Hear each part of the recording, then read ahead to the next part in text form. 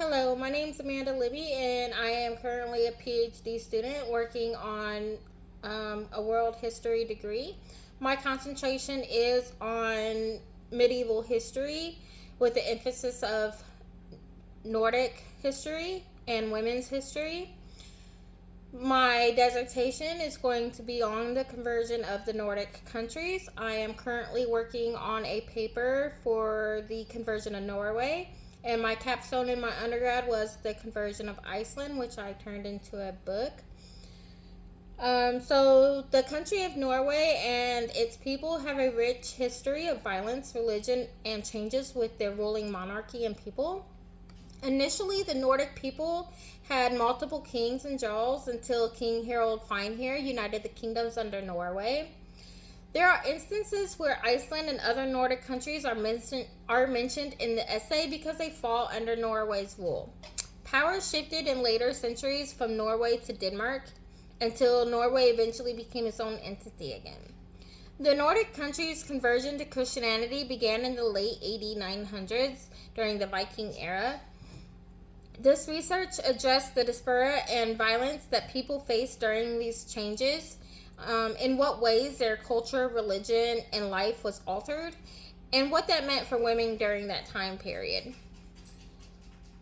My argument is that the Nordic people were forced to give up their gods for a foreign god, and thereby thrown into a state of diaspora and confusion, affecting everyone's lives, the rights of their women, their culture, and society.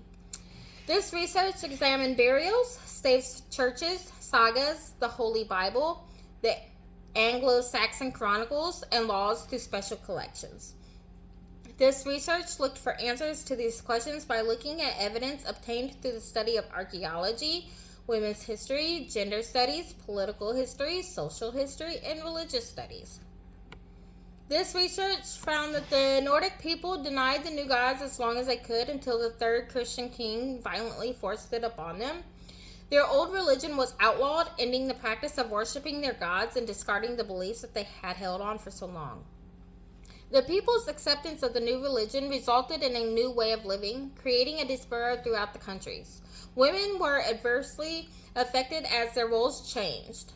They were perceived differently, and they were not as highly valued, and they lost many rights, such as their rights to have a say in their sexual lives or to pick a husband. Women had to live by the Christian way and save themselves for marriage. The people were forced to put aside their religious practices that were so different from the Christian ones they were dictated to follow, such as burying their dead in graves and building churches to replace their shrines.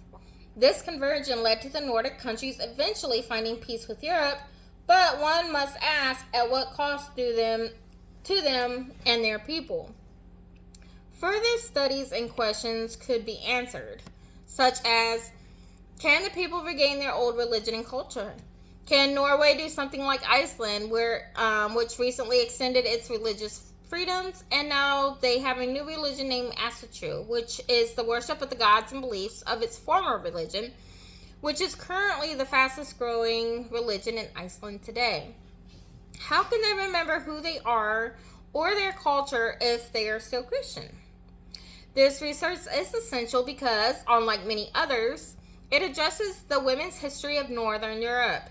This research focuses on why so many countries lost their culture and a sense of who the people were in the name of religion. Wars have always plagued our world, wiping out entire cultures. The European Empire, British Empire, took over 80% of the world. The lost sense of identity and the loss of their entire culture has remained an issue since medieval times. Can a country and its people come back from this? And if so, how?